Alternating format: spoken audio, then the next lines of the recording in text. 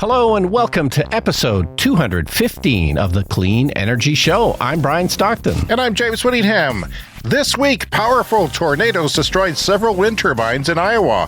But boy, did they ever produce a lot of electricity just before they collapsed. A new survey suggests that about half of U.S. voters support criminal charges against oil companies who deceived the public about climate change.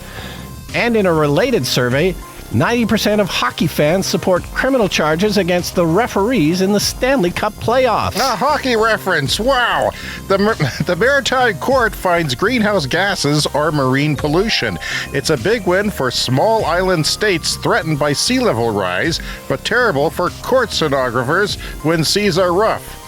See, Maritime Court, do you get it? Yeah. The courthouse will be on a boat, assumably. Never mind. Yeah. As the U.S. looks to impose increased tariffs on Chinese EVs, China plans to retaliate with increased tariffs on blue jeans, rock and roll, and mom's apple pie. All that and more on this edition of the Clean Energy Show. And also on this week's show, a criminal case has been filed against the CEO and directors of the French oil company Total Energies, alleging its fossil fuel exploitation has contributed to the deaths of victims of climate-fueled extreme weather disasters. China's emissions could be in permanent decline right now. That's amazing. Why dead monkeys are falling out of trees in Mexico, not so amazing.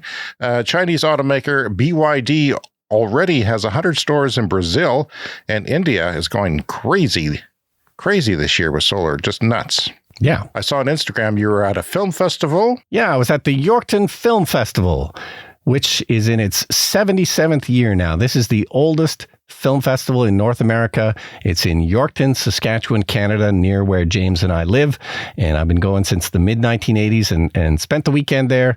And as always, it was a lot of fun. Do they still have that thing where you shoot? Yeah. So you drink a lot of beer and then you go skeet shooting, which is one of their events. Although this year, for the first time, they actually put up signs, please don't drink before you go shoot with the guns, which they've never done before. I don't know. Perhaps how many years has this been going on? They finally put up the do not drink before shooting. Yeah, at least a dozen years. But of course, that's one of the things that makes it fun. So years ago, James and I had the pleasure of opening the festival with our feature film that we made. And that was a huge amount of fun. And this year's opening night film, I just wanted to mention quickly, it's called Wilfred Buck, and it's directed by Lisa Jackson. I saw Lisa's first short film about 20 years ago. We were in a festival together, and I've been following her career since then, so it was great to see her come back. Was it a short film that led off the festival? Because ours was a feature. No, they always have a feature film for the opening night, so this is a feature documentary. And I mention it because it's a great film, but also there's a clean energy connection. Really? We talk about on the show, Canada has a lot of clean or really technically low carbon electricity in the form of hydroelectric power. This is going back decades. We've had quite a bit of that, and particularly in Manitoba. So the film is about Wilfred Buck, who's an Indigenous man from northern Manitoba, and this is the dark side of those hydroelectric powers. We often talk about how, there is an environmental cost to putting up hydropower, but, often it was decades ago and, these things have been kind of running smoothly. So sometimes we forget. But Wilfred Buck and his family were from northern Manitoba, and, they and many other Indigenous people in the area basically made their living off the river in northern Manitoba that, in the 60s, they decided to dam it up, kick everyone off the land, and create this hydroelectric dam, which, has provided a lot of clean power, but we often forget there's a social and environmental cost to all of this. And, that combined with the other terrible policies of the Canadian government really led to many, many hardships for the Indigenous people. And Wilfred Buck, his family from that point really kind of scattered, and he was the only one really to make it out alive. And so he's had an amazing life. He's written a memoir, and the film is kind of based on his memoir. But it's a really great film and an inspiring story. And if anybody wants to know more about the way Canada has treated its Indigenous people, this is a great place to start. I can't believe you went to the Yorkton Film Festival and came back with a clean energy story. I know. That's pure luck. Because you're going to talk about it anyway. It's what you did on the weekend, right? So, I mean... I was going to talk about it anyway. So the film's not streaming anywhere yet. It's going to play. It's brand new. It's going to play at the Hot Docs Festival in about a month, and we'll probably be streaming after that. There's a great website, by the way. Do you use justwatch.com? Have you ever seen that? No. If you're ever looking, there's a movie you want to watch and you're not sure where to find it because there's all these different streaming services. Yeah. You go to justwatch.com, you put in the title, and Wilfred Buck is listed there, and you can set a notification because it's not streaming right now. Huh. But you can set a notification, and once it arrives somewhere, it'll tell you, oh, it's on Disney Plus, or oh, it's on Just Watched Netflix. Or Just Watch? Justwatch.com, and there's an app as well. So I keep a list there of a bunch of movies I want to watch. Yeah, that's and it's tailored to every country because, of course, it might be on Netflix in one country, but not another. Yeah, because we don't. We usually see the American versions of when things are coming, and it's always disappointing because we have, different licensing things that are on Netflix in the U.S. or Hulu, or we don't get them here necessarily. And sometimes we get things that they don't get, so it works both ways. This is tailored to every country. I'm not sure if they do every country on Earth, but yeah, Wilfred Buck. Great film. How long have you been using that app? It's not going to go away anytime soon. It's like it's been a couple of years now. Yeah, it's super helpful. Okay. Well, I was outside minding my own business the other day when the pipeline plane flew over, and I have a clip of that. I've been talking about it on the show. If you're watching on the YouTube channel, you'll be able to see it. This is flying at low altitude, right over my house. It buzzes it sometimes daily, sometimes weekly. They're looking for leaks in the pipeline that is adjacent to my backyard fence. And there's multiple pipelines back there. Some of them, actually, the oil pipeline's the least dangerous. It's the ones that have sort of gases that would leak as a gas that's heavier than air, and they would sort of fill the neighborhood and then hit a smoker and blow up. That's the way I see it. But that's not happened yet. But my surprise was that they built this neighborhood knowing the pipeline was there. Or before they built a neighborhood knowing that they're going to put a pipeline through the neighborhood. And I thought, well, no, don't do that. That's stupid. No. Now they have to fly a plane over because they don't fly it over the countryside that often. They do it a lot less frequently because I can see on the radar app where they're going. They just fly over the city and land, and that's got to cost a lot of money. And it's because they're worried.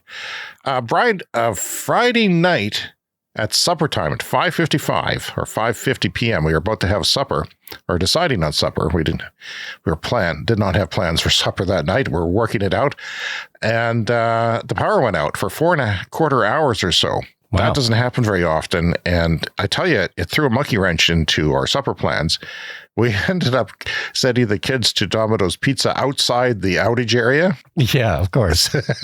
Because all the rest, you can't order takeout because you have to go outside. Because it was a pretty big area. It was a large swath of the quadrant of the city, I would say.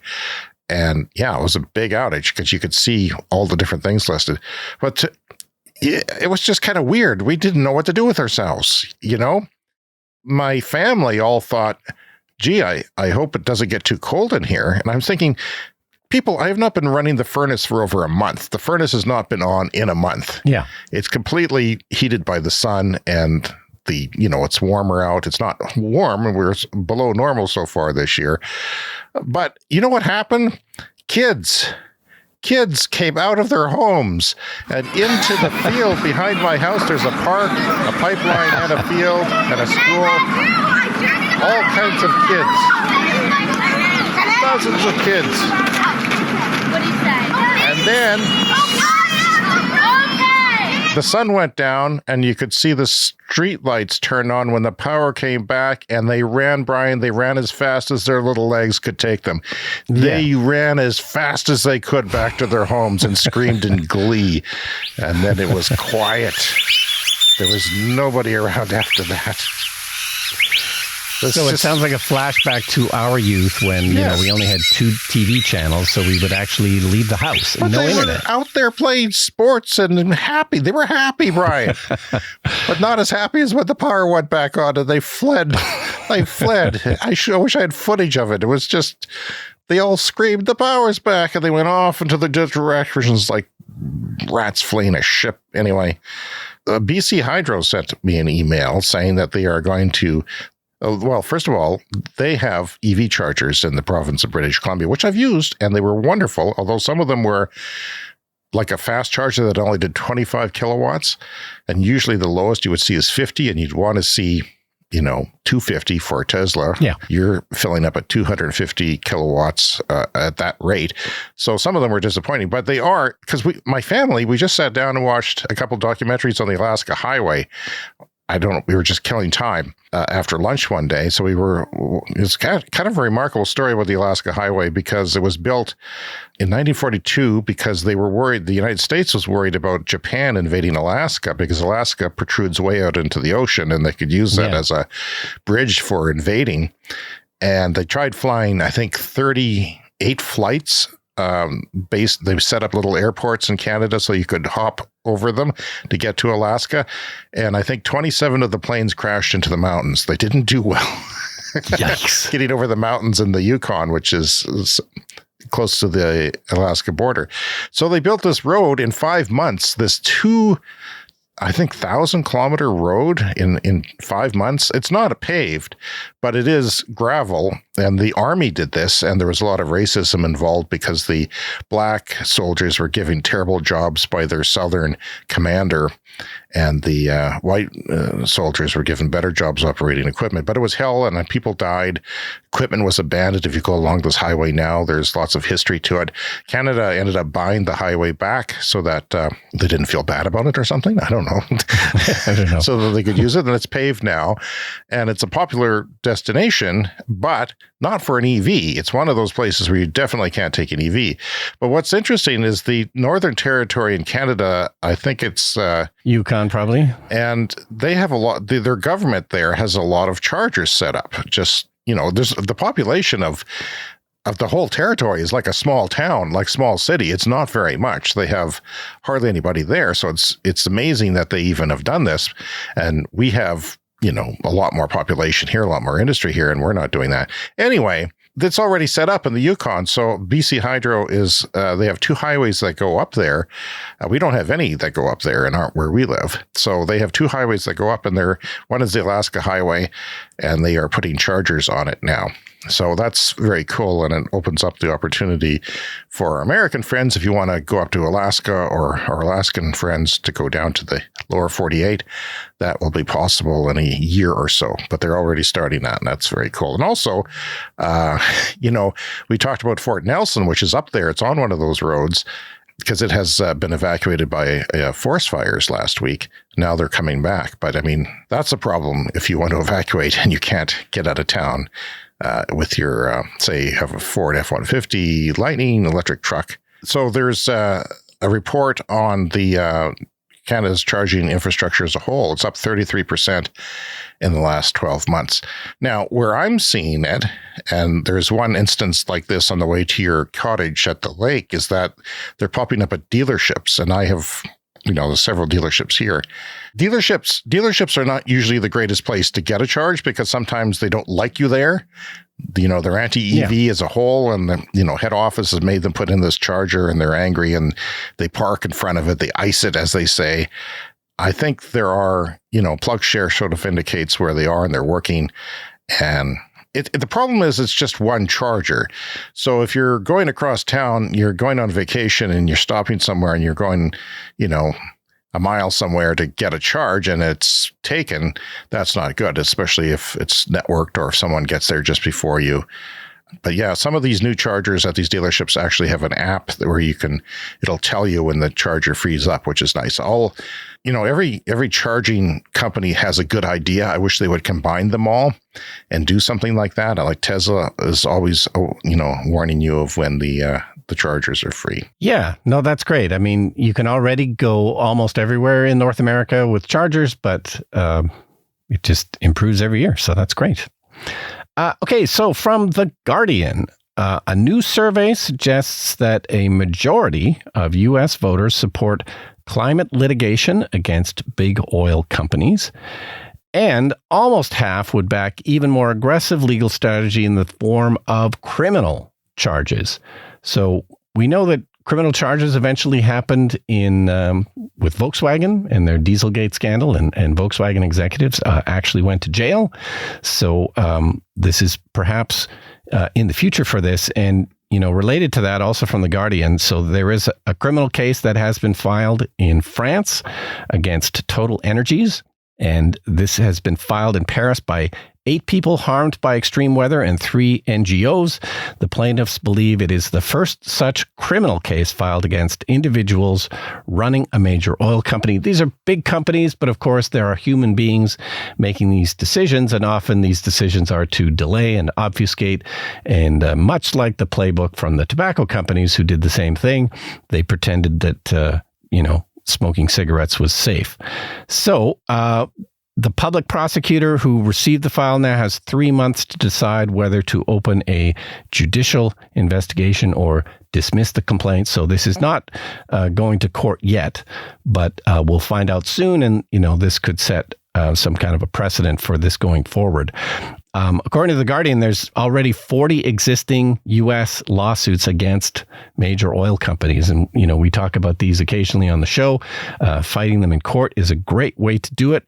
These charges are based on civil charges such as tort law and racketeering protections.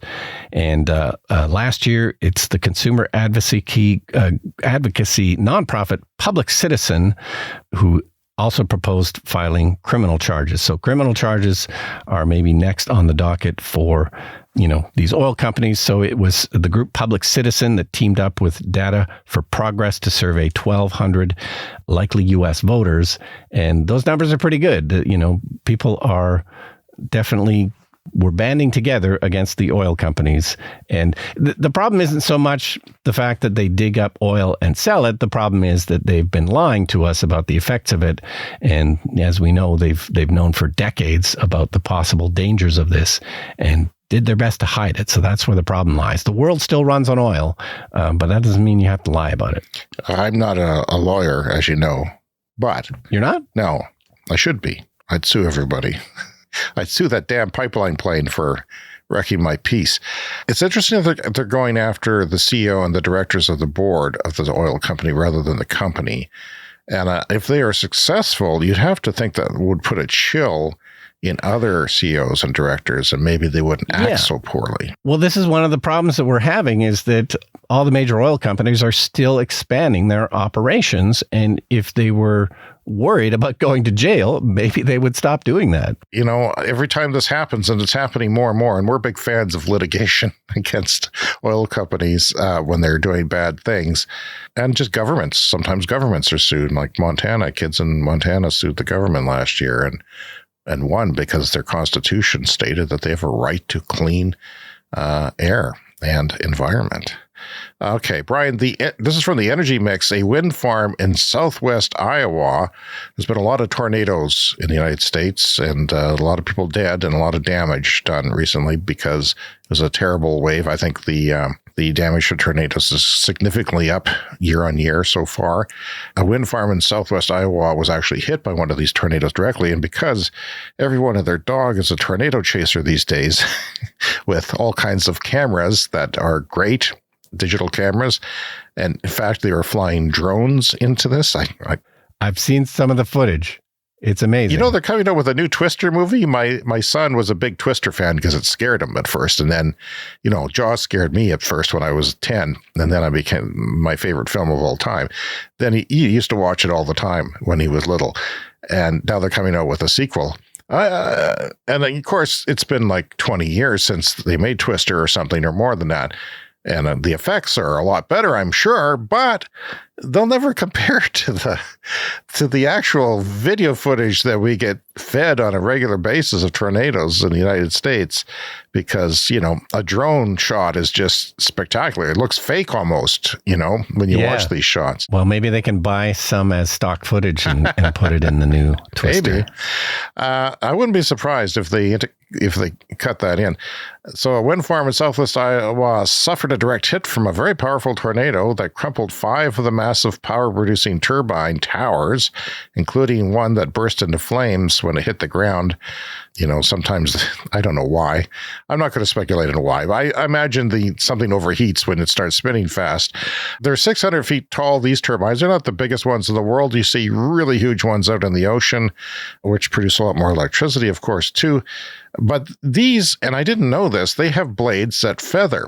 We talked about a cyclone somewhere off the coast of Asia. I can't remember where. I'm being very general about it, but like a year or so ago, I was amazed that these offshore wind turbines, they could feather their blades so that they could handle any weather. And this one did fine, but it also produced a heck of a lot because unlike a tornado, it's, a cyclone like a hurricane will stay there for a long time and produce powerful winds. Yeah. And so by feather, you mean they're able to adjust their orientation? Is that what you mean? That's right. Just sort of adjust the angle so that the wind has little effect on them. Sort of, like the edge of it would be going into the wind instead of the surface at an angle to push them, so they don't have as much power. Well, apparently these onshore ones do the same thing, and it's not something that gets talked about a lot, but that's what they did. And they said, the experts say this is very rare. They actually do very well in tornadoes. They're designed for tornadoes and lightning and windstorms and things like that.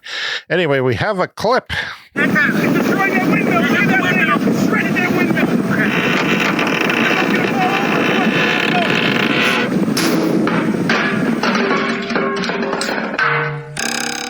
The Munchkins call me because a new witch has just dropped a house on the Wicked Witch of the East.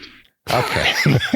I embellished that clip with some sound effects because they didn't have the sound effect of the wind turbine going over. But that was storm chasers calling it, the windmill's disintegrating.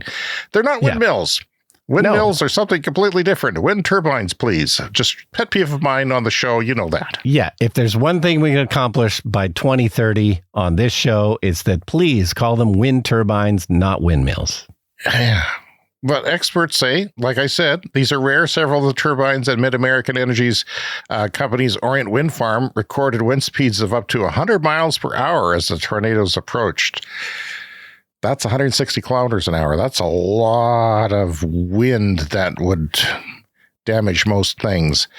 I always thought they had brakes on them, and I think they might have brakes too, but also, because I don't know what the wind speed is, but it's not 100 miles an hour that they can take. They'll shut down long before that, which is too bad. But, you have to keep them working because there's moving parts in these things. Yeah. And of course, a tornado is different than a normal wind as well, because it's circulating in a spiral. Wow. But 100 miles is pretty powerful. And just before the turbines were destroyed, they said in a statement that was what they achieved. And this was unprecedented impact on our wind fleet. We have operated wind farms since 2004, the company said. And while there have been isolated incidents of tornadoes or hurricanes damaging wind turbines, fortunately, such occurrences are extremely rare. Wind turbines are built to withstand high wind speeds and severe weather like tornadoes, hurricanes, and lightning strikes, but few structures are designed to withstand a direct hit from a powerful tornado. And 5 of them went down. Designers will likely look at this event and all the great footage of it, including the spectacular cinematic drone footage, and revise the standards and learn from it. So that's kind of a good thing that they were there, and no one got hurt as far as I know. So as far as that particular area. Yeah. And of course, solar panels probably, generally do fairly well in extreme weather. But again, a tornado would take down solar panels or sometimes hailstorms, but only if the hailstones are super huge, like baseball sized. Right. And they can be. And Calgary has got so much hail in the last 15 years that they've started seeding the clouds, Yeah. And they're like 5 planes go up and just go around, and people tweet this, and it's rather remarkable. The insurance industry pays for it, which is a brilliant idea when you think of it, because it makes the hail smaller if it falls out of the sky. Yeah, they're trying to sort of start the hail falling before it goes too big or something like that. Yeah, because the updrafts, keeps throwing it up in the air where it gets cold and frozen and comes back down and up and down. And then, I'm no weather expert, Brian, but I wish I was. Let's dip into the mailbag, shall we? We got a letter here. It says, "Hello, Brian and James. I'm not sure if you've heard of Sense home monitoring system. I have not. We are in our house and are just going to, through the setup process, I'm finding it interesting to see the load on our power usage. I can see that it will be a bit of work for the system to learn what is being used in your house. Our solar is not installed yet. They're getting 10 kilowatts. That's a big system for a house, Brian. And when it is, it'll be integrated with the system as well. So that's interesting. I'm a big fan of, like when when the power went out, my house did not function because all my smart devices needed rebooting and they didn't like being offline for 4.25 hours. I still have to go look at some lights on the stairs that aren't working all this time later. But yeah, no, I'm a big fan of that. And it's, most people don't think about the electricity that they use in their home. That's great. I like that. And, this is the future because we will have the grid integrated with our homes, right? We'll have perhaps our EVs powering the grid and getting paid for that, or just, backing up the grid for a few minutes or half an hour. There's lots of different ways, and we'll be, managing demand is part of the new system of electricity in the future, because the grid will turn off our air conditioners if it needs it, or, raise the set point or something like that. We'll have to approve that. It's not going against our will. But, water heaters that have tanks in North America here, we have tanks. So that can be turned off in the day or, at night. You're not going to have a shower necessarily, and the water in there will still be warm. I hadn't heard of this before. Yeah, the Sense home monitoring system. I had a look at the website. It looks really interesting. As you know, about a year ago, I upgraded the service in our house, the electrical service, from 100 amp to 200 amp. And at the time, I tried to get quotes to do a smart panel, because there's smart electrical panels you can get where each individual breaker can be connected to the internet, and you can basically monitor. Is that right? Wow. Yeah. From the breaker. That's what a smart panel can do, but it's still early days and nobody around here could kind of do one for me. But this thing that he's talking about in the letter, it does something similar, but it's much simpler. It connects to your panel and sort of turns it into a smart panel. It's all connected to the internet, and it monitors your overall electrical use, but it can use these kind of algorithms to eventually identify different appliances in your house. So it doesn't know what's plugged into your panel, but it can use the software.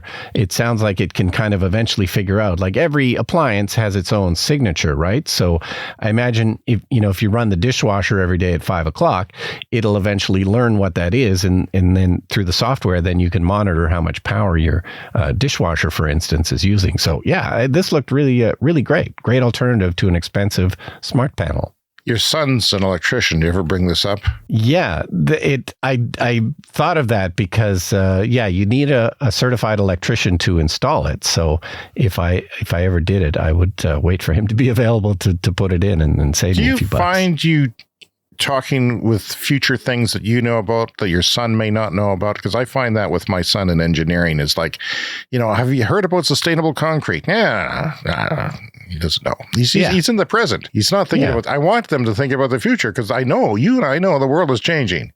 And one thing that I wish for my kids is that they are aware of that. They may not know exactly how it's changing, but boy, it is changing. Yeah, well, because we follow it every week, because we're interested, but also because we do the podcast, I'm constantly amazed that people generally are in the dark about all of these things that we talk about every week. Well, we'd love to hear from our listeners. Thanks for that letter. Please contact us by email at cleanenergyshow@gmail.com. You can leave us a voicemail online. We love that. Speakpipe.com/cleanenergyshow. If you are watching on YouTube, smash that like button. I've always wanted to say that. Smash it. Just smash it. Smash it. You can subscribe too if you're so inclined. It doesn't make much of a difference these days. Our podcast runs on support from our listeners. You can also donate in your show notes. Lots of stuff in your show notes there. Yeah. Thanks for the letter. Always appreciate it. Okay, so James mentioned this a few weeks ago, but I came across an article and thought it was kind of worth talking about again, maybe with slightly more content here. But the Chinese state-owned company Costco, this is not to be confused with Costco, the discount supermarket kind of chain. Costco is a big shipping company in China. It's the largest liner carrier in China. They have hundreds of container vessels, And they have an electric one now. And James mentioned this kind of in passing, kind of quickly a few weeks ago, but I thought this was super interesting. It has begun service. It's a container ship that has 50,000 kilowatt hours worth of batteries. That's, like 1,000 cars worth of electric batteries. But I thought the most interesting thing about this perhaps was that they can add more batteries if they want, because it's a container ship. And guess what you can put in containers? You can put in batteries. This is like what grid storage batteries are right now. They're essentially shipping containers full of batteries, and people are using them for grid storage. So if they want to add more juice to their electric cargo ship, they just put on more containers full of batteries. So it can go up to 80,000 kilowatt hours of storage from the standard 50,000. They have 50,000 kind of permanently installed, but then they can add another 30,000. So this is saves approximately 15 tons of fuel if they're kitted out with the full 80,000 kilowatt hours. And so they're saving 3,900 kilograms of fuel for every 100 nautical miles. This is going on a regular route. It's about a 300 kilometer route from 2 different ports. This is not transatlantic. It doesn't have the range for that. Maybe someday that will come, but for sort of coastline or inland port to seaport type of shipping, this looks totally great. Yeah, I just wanted to mention that the email was from Bob. And Bob, I can't remember where you're from. I'm not going to speculate because, I'm getting senile, but thanks for that letter. I noticed you have the word Tesla in your email address, or one of your email addresses. You probably own a Tesla. So we know that much about you, Bob. Thank you. Yeah. I think that's interesting. And I think I look forward to the next one. How quickly will the next one come? Because is this an experiment? Are they testing it? Is there any problems with it? Or is it like saying, whoa, this is a great idea. Let's get on this. Because there are short shipping things going on in the world, especially in China. And it is kind of the first of its kind, but the fact that it's already in service, like this is not just an experiment. There was no lab report, press release. Yeah. It was just, here it is, it's going. What do you think? And it's already in service, so certainly it makes it possible to do more of this in the future. Climate change and small island states. They are hailing a court victory, an ocean court victory. Again, not a lawyer, Brian. Wasn't aware that there was a marine court. Ocean court. There is a marine court or ocean court or something like that. Start a sitcom called Ocean Court. Be like the Love Boat, but stupider.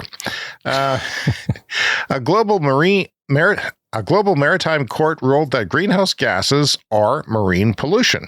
This decision is important for small island nations. They are threatened by rising sea levels, obviously. If you want to find someone who cares about climate change, find a small island nation whose sea levels are rising, and they tend to take it more seriously than us landlocked idiots in North America. The court's opinion is advisory, but it sets a precedent for future cases. Countries must do more than what the 2015 Paris Agreement requires to protect the ocean. The ruling creates a legal duty to monitor and reduce emissions, and small island states, they feel ignored by global climate talks. Obviously, they sometimes get to speak, and everyone sort of leaves the room. It's really one of those frustrating things about COP conferences. So they feel ignored by climate change talks sometimes, and so they see this as a significant victory, and the decision may influence other international courts' rulings on climate obligations. Major polluters like China, though, they were opposed to the tribunal's authority to issue this opinion. I always bow to the authority of Ocean Court. Can you get speeding tickets in Ocean Court? Can you get parking tickets, for dropping anchor somewhere? I don't know. Dropping anchor somewhere. There's a lot of jokes there. All right, so from Electrek, China threatens tariffs up to 25% on imports in retaliation for EU and US tariffs on EVs. And this was inevitable, of course. This is essentially a trade war at this point. The US is moving up to 100% tariffs on Chinese EVs. It also actually includes solar panels and batteries and medical supplies and stuff as well. So it's not just EVs that the U.S. is imposing these massive tariffs on. So, of course, China is talking about retaliating. The EU has threatened to increase their tariffs. They haven't quite done it yet. So part of this from the Chinese government is maybe to kind of press the EU to maybe not do it, because, of course, if they do it, China will retaliate. Also in late March, China's Ministry of Commerce filed a complaint to the World Trade Organization targeting the U.S.'s Inflation Reduction Act, saying it is unfair in terms of world trade. So, this is going to be more courtroom fodder. This is going to become the court reporting podcast. Maybe we should have an offshoot with lawyers. Hey, there's an idea. They'd have to have a sense of humor, though. And lawyers don't have a sense of humor. The EU has, I think, a 10% tariff now on EVs. And they're going thinking about 25. And they're hoping to move it up to 20 or 25. Yeah. I think 10 is no wonder they're threatened, because 10 is not going to stop China. But there's been a lot of ink spilled on this issue since this has come out, because you're balancing. Well, the negative view of it is that for political reasons, to make happy the auto manufacturing states, which are swing states in this upcoming election, U.S. Presidential election, Michigan, make them happy by putting tariffs, because this is a big threat.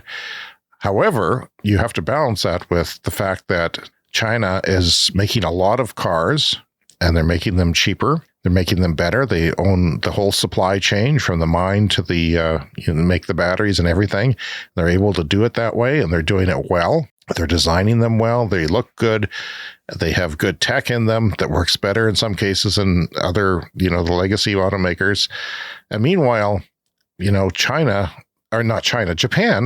is just, the companies there, Toyota, Subaru and some others have all said, we're going to make internal combustion engines even a little bit more efficient. So don't worry. Yeah.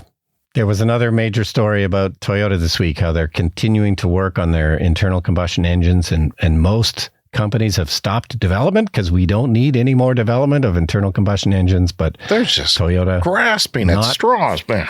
Grasping at straws. But the other sort of aspect of this is that these tariffs that China is proposing will affect, in many cases, internal combustion cars. Like, this is part of what they import into China is American internal combustion cars. So those are going to fall off eventually anyway. So, the tariff might not have that much effect. Says we know, China has gone very big on electric vehicles anyway, so maybe they don't even need the tariffs to keep out the U.S. gas-burning cars. China would come in and dominate, and the legacy automakers, it wouldn't take long for them to be in big, big trouble. And, part of me says, well, you screwed it. You had this opportunity. And, 42% of Chinese vehicles that are bought now are electric, fully electric, are new energy vehicles. There's a few hydrogen in there. But yeah, it's worth it. It's time for the Lightning Round. The Lightning Round is a fast-paced look at the latest headlines in climate, clean energy, and transportation. Speaking of BYD, the Chinese automaker, it has reached 100 dealers. 100 dealer stores in Brazil. Brazil, as you know, Brian, is a country of 218 million people. That's about 2/3 of the United States population. Often not talked about and discussed unless they're holding a World Cup or something. But it's there. And it's a big, big country in the Western Hemisphere. And if you factor in population, I figured out it's about half the rate of Tesla locations in the United States. Right. But Tesla, as you may know, having owned 1,600 of them, have been around for a while. They've been around for some time and had a chance to do that. BYD hasn't started its entry into Brazil until a few years ago, and now it's really taking off. I think if you check back in a year or two, that things are going to be, at par with Tesla or better even. No, 100 dealer stores in Brazil. That was super surprising to me. I knew they were making inroads into South America, but that's amazing. They're doing it fast. And, the population of Brazil is highly concentrated in a small number of areas. It's not spread out quite as much as it is here in the United States, down south. Inside EV's headline states Nissan's future EV plans always feel permanently in flux, but the next-gen Nissan Leaf is supposedly coming soon. The rumors of his death has been greatly exaggerated, Brian. They said most pundits said it wasn't coming back, that it was going away. And it's going to be on sale March 25th. March 25th, March 2025, made in the UK and Japan, but not in Tennessee, where my Nissan Leaf came from in 2013. Interesting. That may be a nod to passenger cars, regular cars not selling in North America very well, and crossovers. Yeah. However, they say it's going to be based on this prototype they released, I think, early in the pandemic, and it's showed kind of like a higher car, kind of a small subcompact SUV type of thing. I mean, the Leaf now is kind of like not that different than what they call small compact SUVs. Like it rides a little higher and it's got a fair bit of room. It's bigger than my Bolt, for example. Yeah, everything's becoming more SUV-like, even if it's something I would sort of call a hatchback. They're getting kind of taller and more SUV-like. That's what they're doing. And then in North America anyway. So India added an incredible 5 times more solar in the first quarter of 2024 compared to a year ago, or even the previous quarter at the end of last year. A record 10 gigawatts. Now, a gigawatt, that's a lot of power, obviously, about the power of a nuclear reactor. And that powers about 1 million homes in the United States. But I was thinking, Brian, that in India, they don't have 2,500 square foot homes. I think that's about the average house size in the United States, which is tremendously big. Like, I think my house is too big to clean sometimes, and it's only 1,700 square feet. But yeah, it's they wouldn't use as much electricity in India, I'm guessing. Someone can correct me on that, but, I don't think they're as huge consumers of electricity as much as we are with our, the hope is that India will get air conditioning and the middle class will not suffer because it's, the climate is getting harder and harder for them. Yeah. The massive heat waves have been very deadly in India. From Bloomberg, how EVs are resetting the global EV market. China's second largest automaker, this is not BYD, I think this is, SAIC? China's second largest automaker is bringing electric cars, not the combustion engine, but electric cars to Egypt. So they are going to manufacture them in Egypt, and they will be scaling up over 5 years with the goal of producing cars with 65% locally sourced parts in Egypt. Not combustion engines, EVs in Egypt. Well, that's got to tell you something. Ride-hailing services, very popular there, are likely to be the target market for these cars.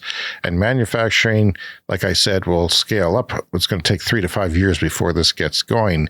And it's time for a CES Fast Fact. In 2014, China sold 75,000 EVs and hybrids, and they exported 500,000 cars. And if you fast forward 10 years to 2024, China's selling more EVs than any other country, 9.5 million cars delivered last year. So 75,000 10 years ago and almost 10 million now. Wow. In only 10 years. That's crazy. I'm willing to bet that 99 out of 100 people have no idea. Yeah. Like only the people that listen to our show. Yeah. And even then, many of them are drinking heavily because, it's a drinking show. People, whenever I say certain phrases, they drink. That's basically why we're popular. From PV Magazine, construction begins on Sweden's largest rooftop PV system. PV means photovoltaic. It's the type of solar panel that produces electricity from the sun. Byron, I won't say his name, some guy has started working on the Nordic region's biggest rooftop solar project, and it is a 14 megawatt array that will span the rooftop of a very big warehouse. In our province, we have 10 megawatt solar farms. That's solar farms, like sprawling solar farms in the countryside. And this is going to be one big warehouse with something that's 40% bigger than those, Brian. It's pretty amazing. And such a good potential that doesn't seem to be tapped as much as we'd like. Yeah, and I just want to mention, too, there was a story this week from Electric Aeromine Technologies. I think we've talked about them before on the show. They have these kind of bladeless wind turbines that are also meant for the roofs of large warehouse buildings. And you put them all on the edge of the warehouse where they have the most kind of prevailing winds.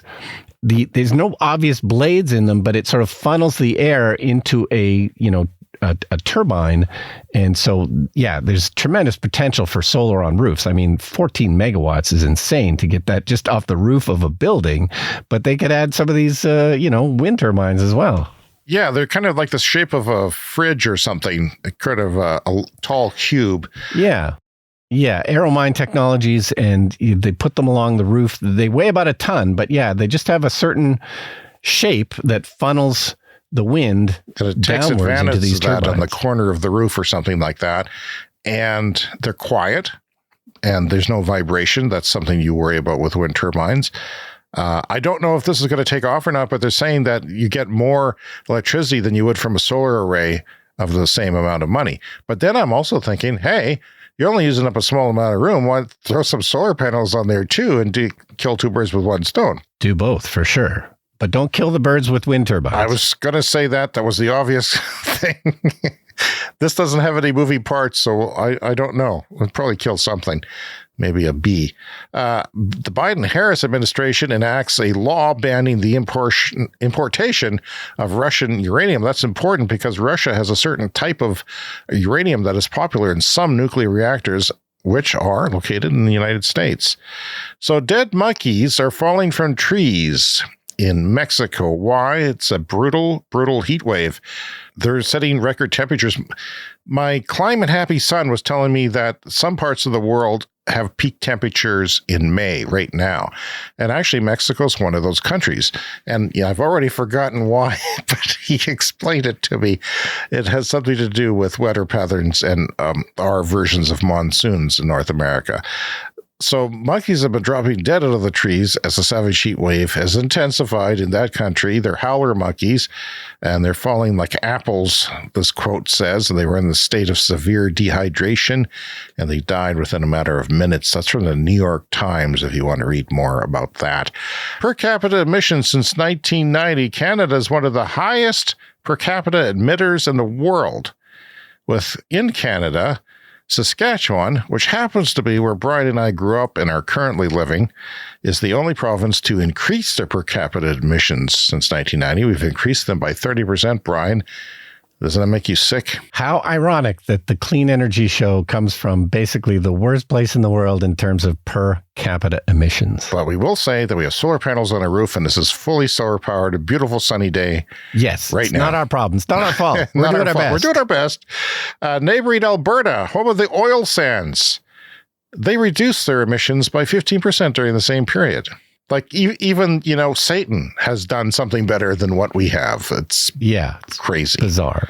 Battery power. Tesla's battery storage installations for 2023 more than doubled the 2022 volume. It's up by 125%.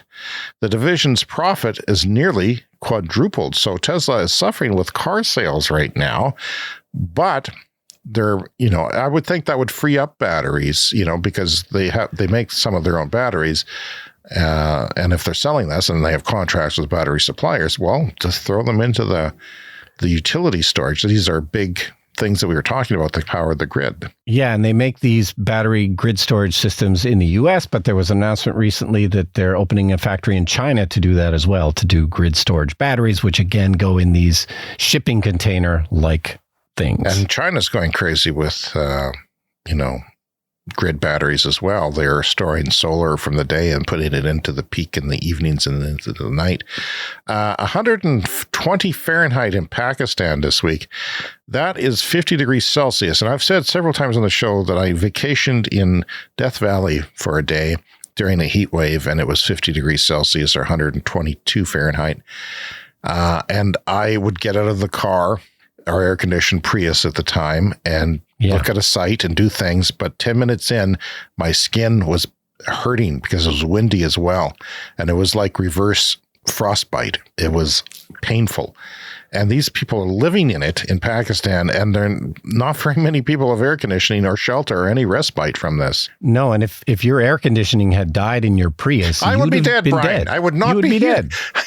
I would be a carcass rotting on the side of the road, completely picked over, and a few bones remaining. That would be my existence. Because yes, it was scary. It was your senses were on a heightened thing because you know that there's one air conditioner away from death. And my God, you'd think a lot of the fragile people in India are dying, the elderly, the sick, and so on. On Monday, the information.com reported that the going rate for iron-based LFP batteries in China was dirt cheap. It was only $56 per kilowatt hour, which is incredibly cheap. It used to be 150 or something like that, you know? Yeah. We were waiting for it to get below 100, and now it's down to 56. This is in China, though, and severely challenging Western battery makers. And they're saying now, this is like a week ago, oops, we were wrong. They're only $47 a kilowatt hour, 16% cheaper than we even thought after a closer look. Wow. I don't know what to say. That's just, it's something that we'll keep an eye on. It's very interesting times for batteries. This is from Bloomberg. Finally this week, China is spewing less carbon into the atmosphere for the first time since the pandemic ended, signaling that the world's biggest polluter may have peaked emissions more than half a decade before its own deadline, according to new research from Carbon Brief. China's CO2 emissions fell by 3% in March after a surge lasting 14 months that followed the lifting of zero COVID controls, showing the country has the ability to peak emissions imminently. That's not definite, but it's possible that China has peaked its emissions. Our governments here in our horrible province always blames China. Look at China. Look at what they're doing. Yeah. They're building coal. They got lots of coal. Well, those coal plants aren't being used very much, and the Chinese government is paying them just to exist for droughts and for, heat waves as backup power. And our per capita emissions are up 30%. And China may have hit its peak. And of course, every country will hit its peak of emissions eventually and then start heading down. But can't happen soon enough. Well, that's our show for this week. You can contact us, cleanenergyshow@gmail.com. Around social media, we are Clean Energy Pod. And there are videos of our show on TikTok and YouTube, including some special content not featured on the podcast. If you're a fan of the show, and I don't know why you wouldn't be, the Clean Energy store is linked in your show notes, so you can wear our hats, shirts, mugs, even request things that are odd. Put our logo on them. Rate and review us on Apple or wherever you're listening to our show on iTunes.